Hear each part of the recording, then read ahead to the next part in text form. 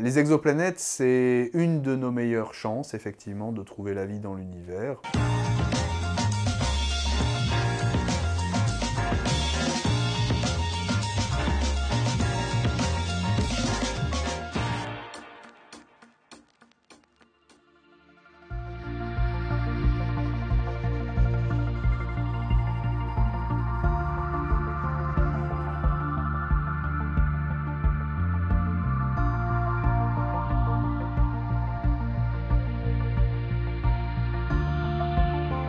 Une exoplanète, c'est une planète qui tourne autour d'une autre étoile que le Soleil. Donc autour de notre Soleil, on a les 8 planètes, dont la nôtre, la Terre.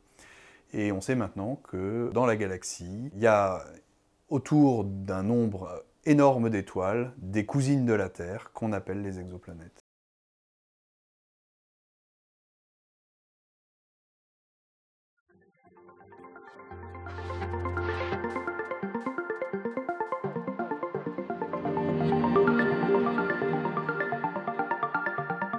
Essayer de déterminer comment elles se sont formées à partir d'un seul exemplaire, finalement, c'est très limité. Et l'opportunité offerte par nos voisines les exoplanètes, c'est d'avoir accès à beaucoup plus d'informations dans des conditions un petit peu différentes. Et donc de savoir comment se sont formées les planètes autour d'autres étoiles, ça nous renseigne aussi sur nous-mêmes et sur la façon dont nos planètes, y compris la Terre, se sont formées.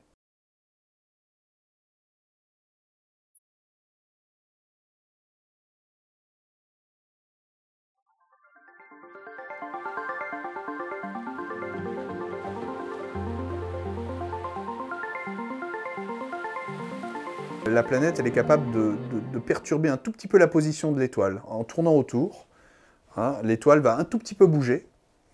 Et ce mouvement-là, il est détecté par la méthode qui a été mise au point par Michel Mayor, qu'on appelle les vitesses radiales, et ça nous donne la masse de la planète.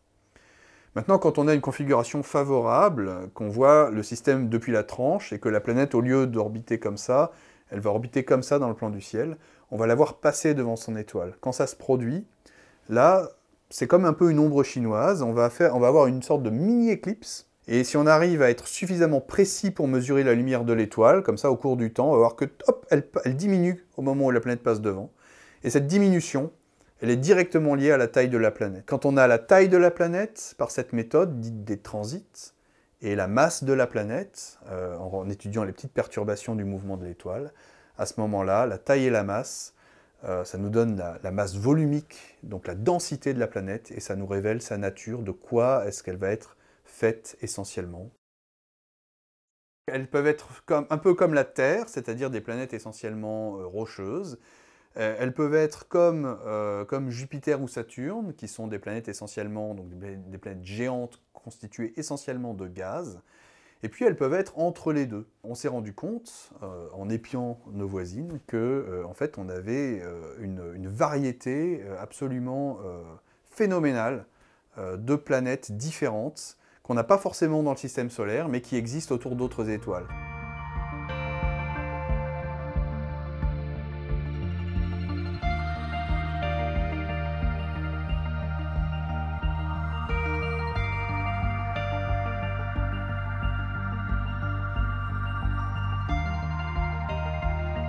On connaît la maison, hein, on connaît le jardin, l'environnement, c'est l'étoile. Et puis maintenant, on veut savoir ce qu'il y a à l'intérieur. On va envoyer Khéops regarder, pointer des étoiles où on sait qu'il y a des planètes, mais on ne sait pas si ces planètes passent devant l'étoile. Donc on va chercher avec Khéops à détecter des transits de planètes connues pour pouvoir mesurer leur taille et donc avoir une idée de leur densité, donc de leur composition. Et puis aussi parce que quand on observe une planète qui passe devant son étoile, pendant qu'elle passe devant son étoile, il y a une toute petite fraction de la lumière de l'étoile qui va passer à travers l'atmosphère de la planète. Et cette lumière-là, quand on arrive à la récupérer, à l'analyser avec des télescopes très puissants, on peut étudier l'atmosphère de ces planètes. La valeur d'une planète en transit est très élevée parce qu'on peut apprendre énormément de choses dessus. Le job de Khéops, c'est de révéler un peu ces futures stars de l'exoplanétologie.